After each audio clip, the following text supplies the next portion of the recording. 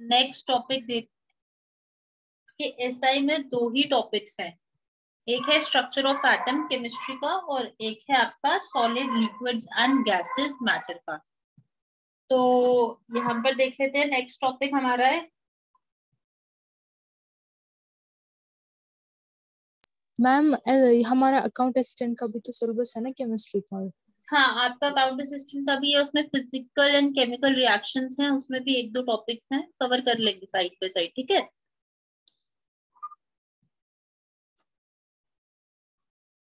Okay. Yes, so next topic है आपका solids liquids and gases.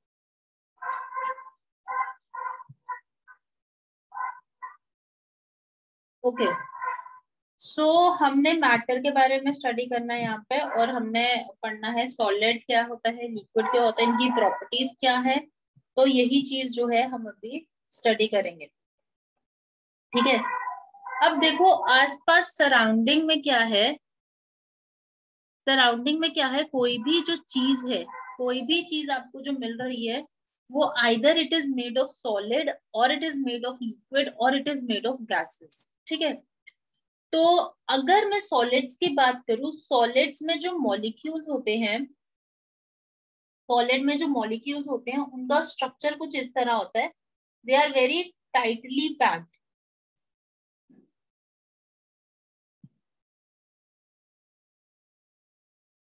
सो जो मॉलिक्यूल्स हैं in case of solids are very very tightly packed.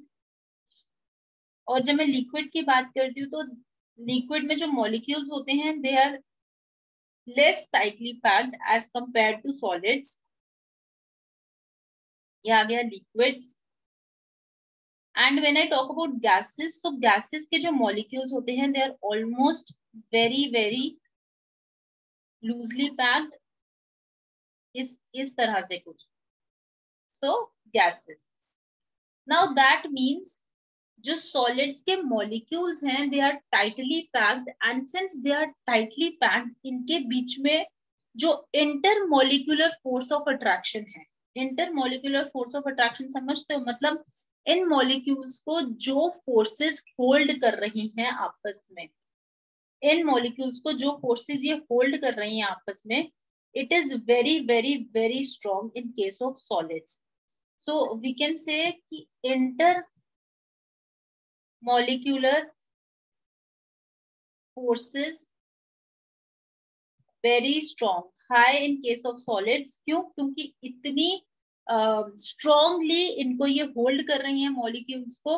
और उसी तरह से लिक्विड्स में उससे कम होता है क्योंकि थोड़े दूर होते हैं, और गैसेस में और कम होते हैं intermolecular force of attraction because they are very very loosely packed. तो इस तरह से जो है इनका स्ट्रक्चर होता है। देखो यहीं पे हम बात करते हैं प्रॉपर्टीज की। तो प्रॉपर्टीज में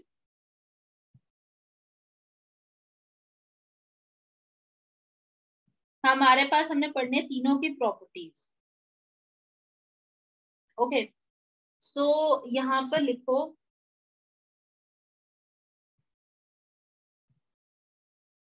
यहाँ पर मैं लिखती हूँ प्रॉपर्टी, यहाँ पर लिखते हैं सॉलिड, यहाँ पे लिखते हैं लिक्विड, और यहाँ पे लिखते हैं गैसेस। ओके, सो स्टडी करेंगे।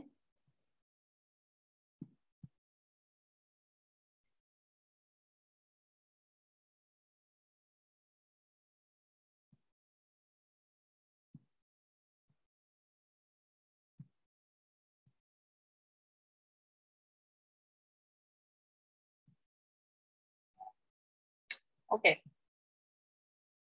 देखो प्रॉपर्टी में पहला है, फर्स्ट इज शेप। अब देखो सॉलिड का शेप क्या होती है, so solids always have a definite shape, क्योंकि इसके जो मॉलिक्यूल्स हैं एकदम टाइटली पैक्ड होते हैं। सो उनकी जो शेप होती है डेफिनेट होती है, आपको पता ही है, आपने आगे पीछे आपके जितने भी सॉलिड्स में जो मटेरियल्स होंगे आप उनको देख सकते हो। तो इनकी जो शेप है एकदम रिजिड है, इनकी शेप जो है फिक्स्ड होती है। So solids have definite shape, ठीक है। लिक्विड का आपको पता है इनकी कोई डेफिनेट शेप नहीं होती, इसको तुम जहां पे लिक्विड को जहां पे पोर करोगे ये उसी कंटेनर की शेप ले लेते हैं। So they do not have a definite shape. And then gases also, इनकी भी कोई भी डेफिनेट शेप नहीं होती, do not have definite shape. Okay, so this was about shape. Next property देखो, वॉल्यूम। तो वॉल्यूम में क्या है, देखो सॉलिड्स का सेंस, उनके बीच में जो फोर्स ऑफ अट्रैक्शन है दैट इज स्ट्रॉन्गर, उनकी शेप फिक्स्ड है, तो उनके जो वॉल्यूम है, ठीक है, वॉल्यूम भी इनकी फिक्स्ड रहती है, फिक्स्ड वॉल्यूम होती है। लिक्विड्स की भी फिक्स्ड वॉल्यूम है, लेकिन गैसेस की do not have fixed volume. Third, compressibility.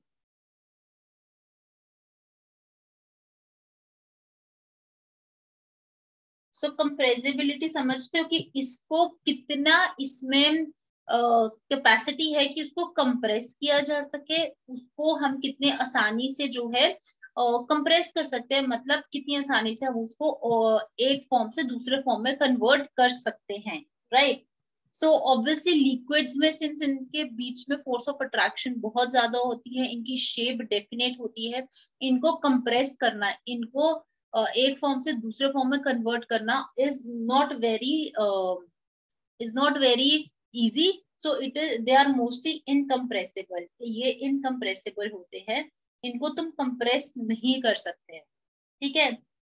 Then compare to liquids, yes liquids are more compressible, आप लिक्विड्स को कंप्रेस कर सकते हो। So liquids are more compressible and gases की हाईएस्ट कंप्रेसिबिलिटी होती है, highest compressibility. So yes, this was about compressibility. Fourth आपकी property आ जाती है डेंसिटी की। देखो डेंसिटी क्या होता है, डेंसिटी अगर मैं बताऊं आपको तो density is mass upon volume, ये होता है डेंसिटी का फॉर्मूला, इसका सिंपल, ठीक है। सो बेसिकली डेंसिटी एक वो मेजर है, ठीक है, जिससे हम क्या किस तरह से इसको डिनोट करते हैं, सो मास डिवाइडेड बाय वॉल्यूम, ठीक है। नाउ इसका क्या मतलब है, जिस भी चीज की वॉल्यूम ज्यादा होगी उसका जो डेंसिटी है इट विल बी लेस, ठीक है। तो यहाँ पर जब डेंसिटी की बात कर रहे हैं तो सॉलिड्स की हाई डेंसिटी होती है, हाई डेंसिटी। अब देखो सॉलिड्स की हाई डेंसिटी क्यों होती है, क्योंकि सॉलिड्स के जो वॉल्यूम है, अगर आप वॉल्यूम देखो सॉलिड्स का, ये सॉलिड्स है, इनकी जो वॉल्यूम आपको देखने को मिल रही है कम है, क्योंकि इसमें जो इंटर मॉलिक्यूल जो मॉलिक्यूल्स हैं वो बहुत ही क्लोजली पैक्ड हैं, और ये कम इन्होंने वॉल्यूम जो है लेके रखा हुआ है, जगह ये कम मली हुई है। लेकिन कंपेयर टू गैसेस आप देखो ये ज्यादा वॉल्यूम जो है ऑक्यूपाई करती है, ठीक है। तो गैसेस में सिंस मॉलिक्यूल्स आगे पीछे हैं, दूर दूर हैं, तो इसलिए इसकी जो जगह है, जो वॉल्यूम है, ये ज्यादा ऑक्यूपाई करते हैं। सिंस ये वॉल्यूम ज्यादा ऑक्यूपाई करते हैं, so when ever anything which has more volume, तो उसकी जो डेंसिटी होगी वो क्या होगी, कम होगी, एंड वाइजा वर्सा, जब किसी भी ऑब्जेक्ट की वॉल्यूम कम है तो उसकी डेंसिटी विल बी मोर। तो यहाँ पे सॉलिड्स की हमारे पास वॉल्यूम कम होती है, इसलिए सॉलिड्स की डेंसिटी ज्यादा होती है, एंड फिर उसके साथ ही चलते लिक्विड की थोड़ी कम जो है वॉल्यूम होती है, इसलिए इसकी कंपेयर टू सॉलिड्स इसकी लोअर डेंसिटी होती है, क्योंकि लिक्विड्स में जो है एकदम दूर दूर, मतलब थोड़ा थोड़ा दूर जो है मॉलिक्यूल्स रखे हुए हैं, सो इसमें लिक्विड्स की जो डेंसिटी होती है वो कम होती है, एंड गैसेस की जो डेंसिटी होती है इट इज ऑलमोस्ट नेग्लिजिबल, क्योंकि जो डेंसिटी है, density is inversely proportional to the volume, but also density is directly proportional to mass. तो जिसका जितना मास होगा उसकी डेंसिटी भी उतनी ज्यादा होगी. क्लियर? आगे बढ़ते. अच्छा, डेंसिटी में एक और चीज मैं आपको बता दूं आपकी जनरल नॉलेज के लिए. सिंस यहाँ पर मैंने बोला डेंसिटी जो है लिक्विड की सॉलिड्स की सबसे ज्यादा है, but in case of ice, see ice and water के केस की बात करूंगी. ठीक है, जो आइस की डेंसिटी होती है, density of ice is lower than density of water. इसी वजह से ice floats on water. Ice floats on water. ठीक है, तो अभी आप बोलोगे आइस तो सॉलिड है और आइस की डेंसिटी वाटर से कम क्यों है? बिकॉज वाटर इज लिक्विड और वाटर की तो लोअर डेंसिटी होनी चाहिए अगर हमने ऊपर वाले कॉन्सेप्ट की तरह बात कर रहे हैं. बिकॉज लिक्विड की कम डेंसिटी होती है, सॉलिड्स की हाई डेंसिटी होती है. लेकिन यहाँ पर मैं बोल रही हूँ आइस की कम डेंसिटी है compare to water, and this is the reason why ice floats on water.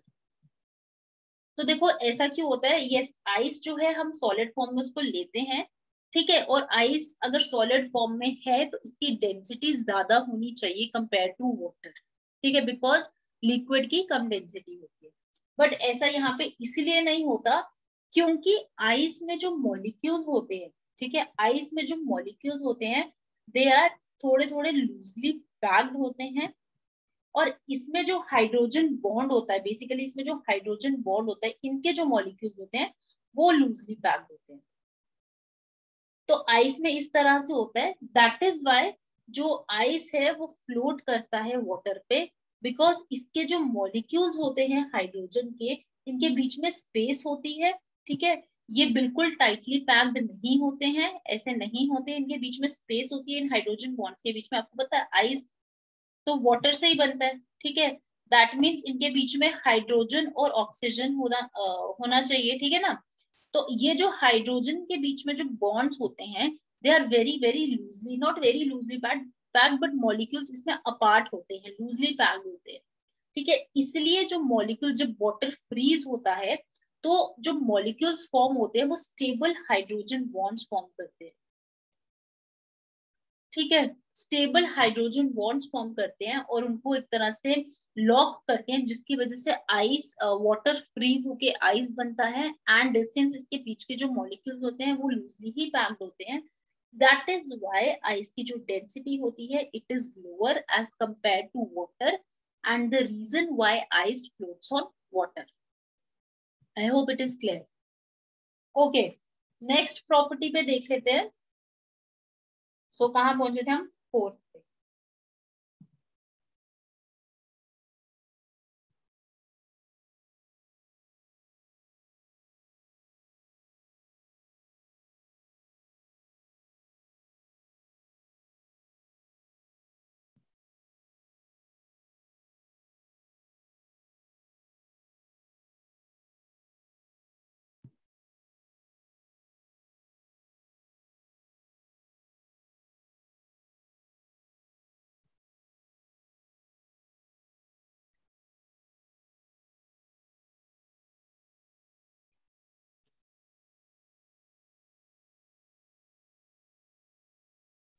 Okay,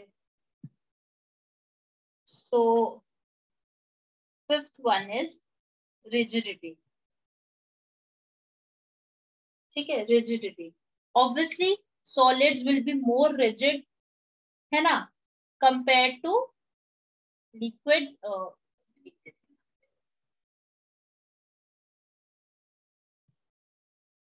Solids, liquids, and gases. Okay. So solids will be more liquid, more rigid compared to liquids, and ये तो rigid नहीं होते हैं, आपको पता है. Liquids are not rigid because molecules जो हैं लूजली पैक्ड होते हैं. इंटरमॉलिक्यूलर फोर्स ऑफ अट्रैक्शन के बीच में कम होती है, इस वजह से ये लिक्विड रिजिड नहीं होते हैं. और गैसेस भी they are not rigid. Very easy. ठीक है, देन आगे फ्लूइडिटी. सो फ्लूइडिटी की बात करते हैं. They are obviously solids, fluid नहीं होते हैं, नॉट फ्लूइड, ठीक है। लिक्विड जो है, यस ये फ्लूइड होते हैं, इनमें फ्लूइड प्रॉपर्टीज होती हैं, और गैसेस भी जो है फ्लूइड होते हैं। तुम इसको किसी भी कंटेनर में डालते हो, तो कोई भी जो गैस होती है तुम उसको कंटेनर में अगर स्टोर करते हो तो यस वो स्टोर हो सकती है, ठीक है। So yes they are fluid. Then kinetic energy. Kinetic energy क्या है? सो सी काइनेटिक एनर्जी का जो फॉर्मूला है वो ये है, kinetic energy is equals to 1/2 mv²। This is the formula where m denotes mass, v denotes volume, okay। Now यहाँ पर जो काइनेटिक एनर्जी होती है ये मिनिमम होती है सॉलिड्स के केस में, थोड़ी ज्यादा होती है लिक्विड्स में, और मैक्सिमम होती है गैसेस के केस। देखो क्यों, मैंने बताया काइनेटिक एनर्जी का फॉर्मूला होता है 1/2 mv², ठीक है। मतलब kinetic energy is directly proportional to the mass and kinetic energy is also directly proportional to the volume। तो मिनिमम है किसके केस में? है सॉलिड्स के केस में, क्योंकि इनका जो वॉल्यूम ऑक्यूपाइड है वो क्या है? कम है ना। यही कंसेप्ट सेम है। So volume occupied is less in case of solids, ठीक है। देन कंपेयर्ड टू लिक्विड्स, यहाँ पे थोड़ा सा वॉल्यूम ज्यादा है, बट गैसेस में देखो तो वॉल्यूम जो है बहुत ज्यादा ऑक्यूपाई करती है गैसेस। तो यस काइनेटिक एनर्जी जो होगी मिनिमम होगी सॉलिड्स के केस में, फिर थोड़ी ज्यादा होती है लिक्विड में, और फिर सबसे ज्यादा होती है गैसेस के केस में, because kinetic energy is directly proportional to the volume. और वॉल्यूम सॉलिड्स की सबसे कम जो है सॉलिड्स वॉल्यूम ऑक्यूपाई करते हैं। Why they occupy less volume? Just because उनके बीच में जो फोर्स ऑफ अट्रैक्शन है वो बहुत ज्यादा है, मॉलिक्यूल्स जो उनके बीच में होते हैं वो बिल्कुल क्लोजली पैक्ड होते हैं, जिसकी वजह से इनकी जो वॉल्यूम होती है सॉलिड्स की वो कम होती है। ओके आगे बढ़ते हैं। तो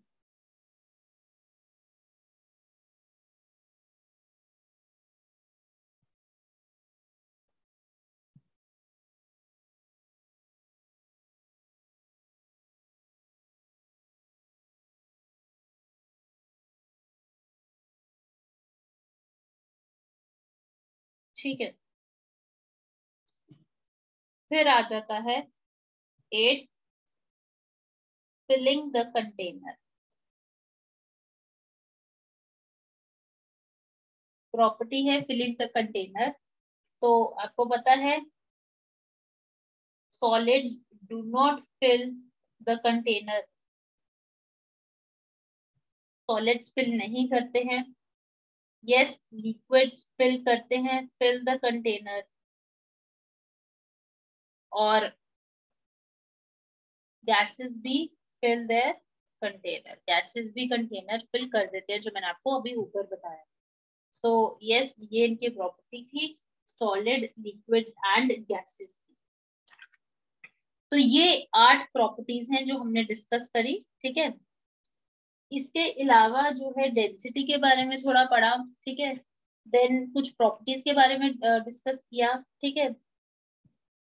इंटर मोलिकुलर फोर्सेस लिख लेते हैं। सो यहाँ पे जो इंटर मोलिकुलर फोर्सेस हैं, force of attraction, inter molecular force of attraction maximum in case of solids, ठीक है। इसमें लेस एंड इसमें minimum, almost negligible। So this is so we discussed the properties of matters, जहाँ पे solid, liquid and gases की properties discuss करी, ठीक है।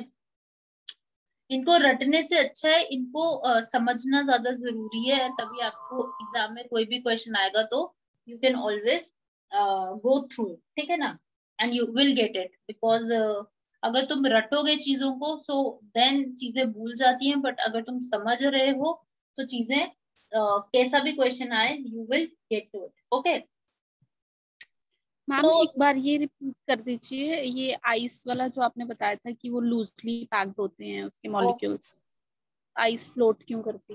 ठीक है, सो आई टोल्ड यू कि जो आइस और वाटर है उनके बीच में आइस जो है इट फ्लोट्स ऑन वाटर, ठीक है, and why it floats on water, because ice की जो डेंसिटी है it is very very less as compare to water, ठीक है। देखो अब आइस में ना इट इज एक्चुअली अबाउट 9% जो है लेस डेंस होता है वाटर से, ठीक है, और क्योंकि जो वाटर है वो हेवियर होता है, ठीक है, तो क्या करता है ये डिस्प्लेस कर देता है आपकी आइस को, और वो मतलब उससे क्या होता है आइस फ्लोट करती है। और सिंपल सिंपल टर्म्स में बोलूं तो जो इसमें हाइड्रोजन मॉलिक्यूल्स होते हैं आइस में वो क्या होते हैं, वो लूजली पैक्ड होते हैं, ठीक है, हाइड्रोजन मॉलिक्यूल्स लूजली पैक्ड होते हैं, और दैट इज वाई जो इसके जो सिंस इसके जो हाइड्रोजन मॉलिक्यूल्स हैं लूजली पैक्ड होते हैं, इस वजह से क्या होता है जो मॉलिक्यूल्स हैं वो अपार्ट होते हैं एक दूसरे से, और जब मॉलिक्यूल्स अपार्ट होते हैं ठीक है वॉल्यूम उसका ज्यादा होता है, एंड एज आई सेड कि वॉल्यूम ज्यादा होएगा तो डेंसिटी क्या होगी, कम होगी। तो जब हाइड्रोजन दूर दूर होते हैं, हाइड्रोजन मॉलिक्यूल्स अपार्ट होते हैं, इनका वॉल्यूम बढ़ता है, स्पेस ज्यादा ऑक्यूपाई करते हैं, स्पेस ज्यादा ऑक्यूपाई होता है तो उसकी वजह से इनकी जो डेंसिटी है वो कम होती है। देखो जब भी वाटर फ्रीज होता है ना वो मॉलिक्यूल्स फॉर्म करता है, और यही जो मॉलिक्यूल्स हैं ये आपके हाइड्रोजन बॉन्ड्स फॉर्म करते हैं, और बट ये जो हाइड्रोजन बॉन्ड्स हैं इतने क्लोजली पैक्ड नहीं होते हैं आइस में, ठीक है, तो उस वजह से क्या होता है इसमें स्पेस ज्यादा ऑक्यूपाई करते हैं, and when they occupy more space obviously उनकी जो डेंसिटी है वो कम होती है।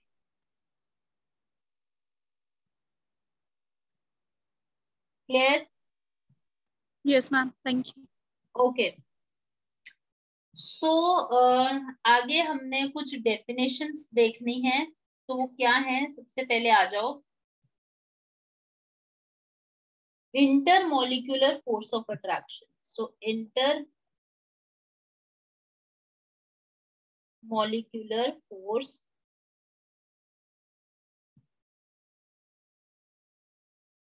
Of attraction,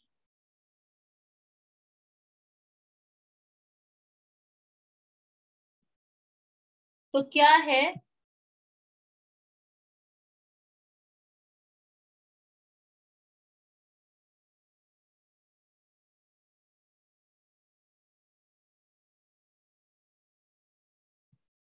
the particles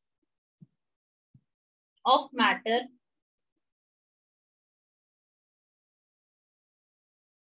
attract each other, the force of attraction, ये जो force of attraction है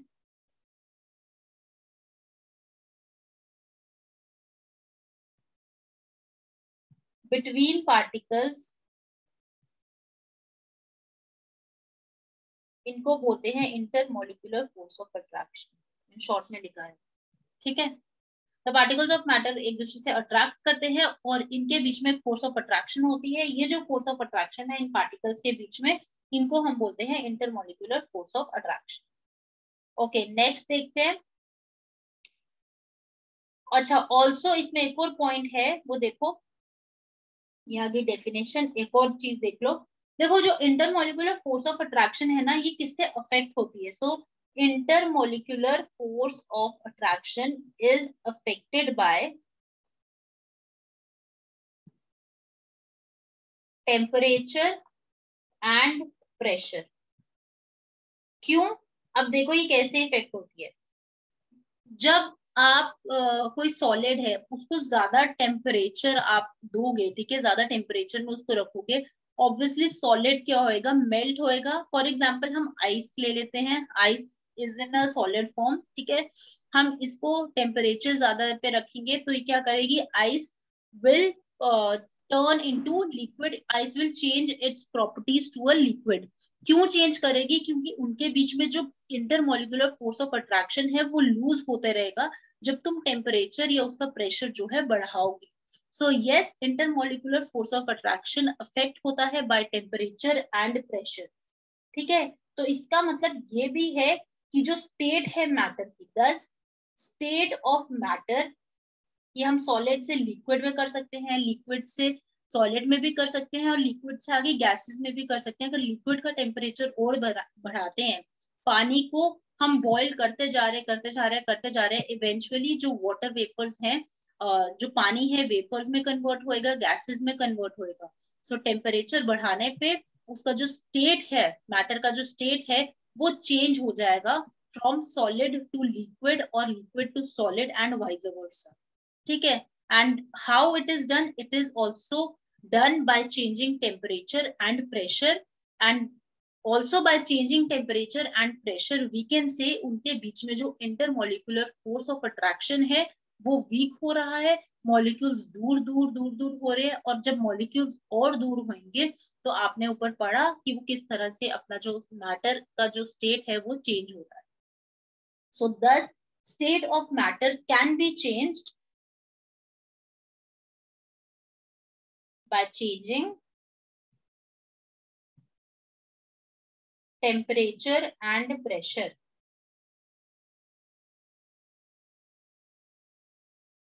ठीक है, तो ये थे कुछ इंटरमोलिकुलर फोर्सेस की बातें. नेक्स्ट आ जाओ, आपको एग्जाम में ना ये डायरेक्ट पूछ लेते हैं, डायरेक्ट इनके ऊपर वो आ जाते हैं डेफिनेशन. सो मेल्टिंग पॉइंट क्या है? मेल्टिंग पॉइंट एक ऐसा टेम्परेचर है, ठीक है, एट विच सॉलिड जब लिक्विड में कन्वर्ट हो रहा है, ये सॉलिड है, ये जब लिक्विड में कन्वर्ट हो रहा है तो किस टेम्परेचर पर वो लिक्विड में कन्वर्ट होना शुरू होता है, उसको हम बोलते हैं मेल्टिंग पॉइंट. ठीक है, तो we can right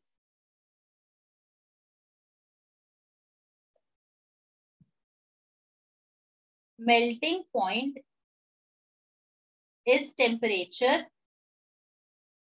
at which solid becomes liquid at atmospheric pressure. Atmospheric pressure पे जब solid liquid में convert होता है हम उसको बोलते हैं melting point. Next,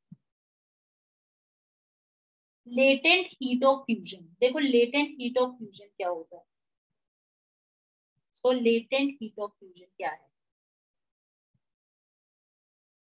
ये ऐसा अमाउंट है, ठीक है, जो अमाउंट है हीट का जो कंज्यूम किया जाता है बाय सॉलिड, या फिर जब सॉलिड जो है लिक्विड में चेंज होएगा, व्हेन 1 kg ऑफ सॉलिड जो है लिक्विड में चेंज होएगा, कितनी हीट उसको लगी वो सॉलिड को लिक्विड में चेंज होने के लिए, उसको हम बोलते हैं latent heat of fusion. So latent heat of fusion क्या है? It is the amount of heat, it is the amount of heat consumed, कितना उसने हीट जो है कंज्यूम किया, when 1 kg of solid change हो रहा है,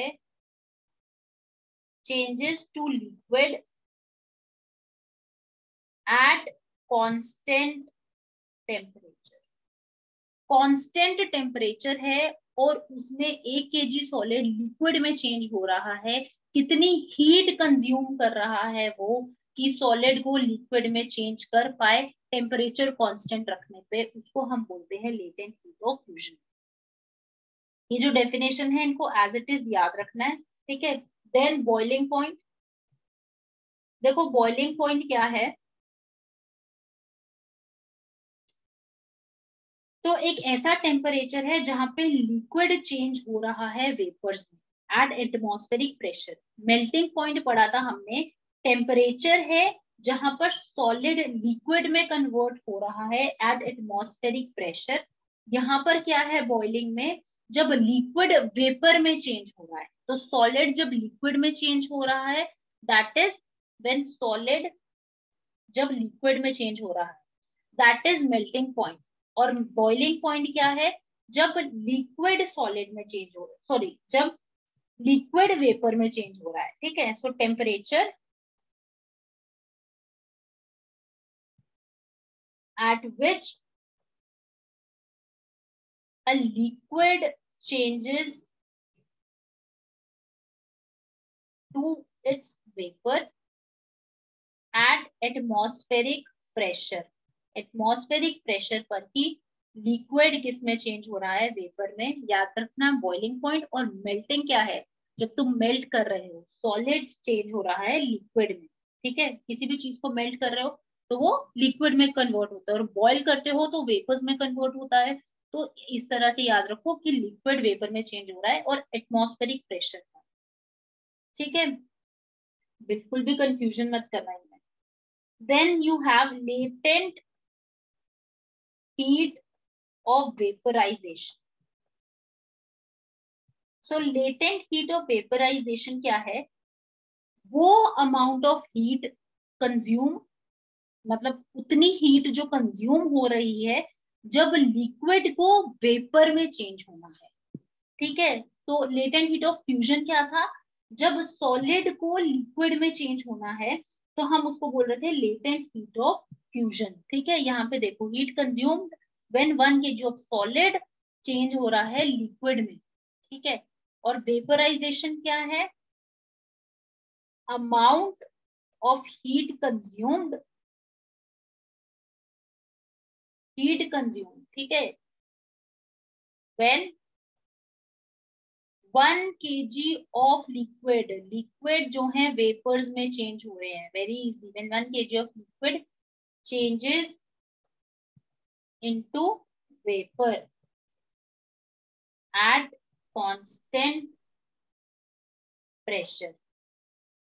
देखो, इसमें प्रेशर कांस्टेंट रखना है, वेपराइजेशन में आपको याद रखना है प्रेशर कांस्टेंट रखना है, और फ्यूजन में आपको टेम्परेचर कांस्टेंट रखना है, ठीक है। So at constant temperature, at constant pressure. तो फ्यूजन में प्रेशर टेम्परेचर कांस्टेंट रखना है और वेपराइजेशन में प्रेशर कांस्टेंट रखना है। और बट इसमें क्या है? इसमें लिक्विड चेंज हो रहा है वेपर्स में। तो नाम से यू कैन गेट कि मैम इसमें 1 लीटर ऑफ आएगा। व्हाट? लिक्विड की यूनिट तो 1 लीटर में, लीटर्स में होता है ना। ओ सॉरी, 1 लीटर ही आएगा, मैंने भी 1 kg लिख दिया। So 1 liters of liquid changes into vapours, okay, at constant pressure, right?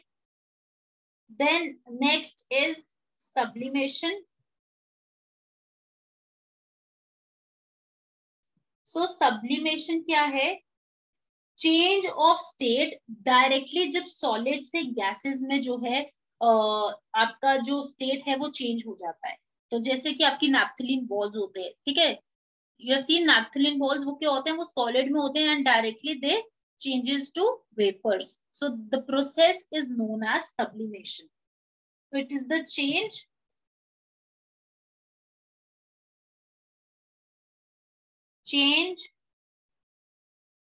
of state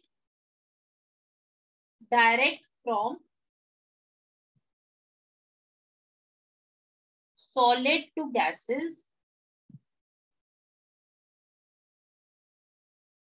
without going through the liquid state.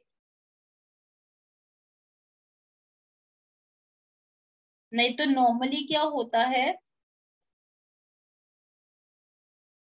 Solid to gases. सी, नहीं तो नॉर्मली क्या होता है? प्रोसेस आपका कुछ इस तरह से होता है कि पहले पानी को लेते हैं हम, लिक्विड है, ठीक है, या फिर हम इसे लेते हैं सॉलिड, देखते हैं, ठीक है। सॉलिड क्या होता है? पहले लिक्विड में चेंज होता है, जैसे आइस है, ठीक है, आइस को लिया है, सॉलिड फॉर्म में है, वो पहले लिक्विड में चेंज होगी टेम्परेचर देने पे, फिर लिक्विड के बाद जाके और टेम्परेचर हम राइज करेंगे तो वो गैसेस में या वेपर्स में वो कन्वर्ट होगी। बट इस केस में सब्लिमेशन में सीधे सॉलिड से डायरेक्ट गैसेस में जो है कन्वर्ट हो जाता है। लिक्विड वाला जो कॉन्सेप्ट है, ठीक है, वहां तक ये उस स्टेज पे नहीं जाके बट डायरेक्ट जो है अपना जो स्टेट है वो चेंज कर लेता है। So this process is known है sublimation.